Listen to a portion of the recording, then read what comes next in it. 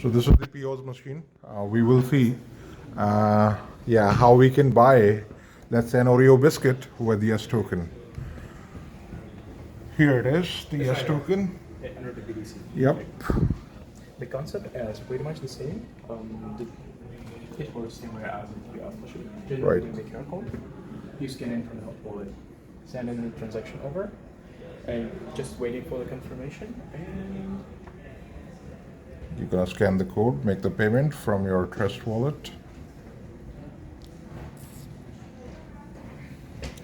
okay, Waiting, it's it is out. sent from here.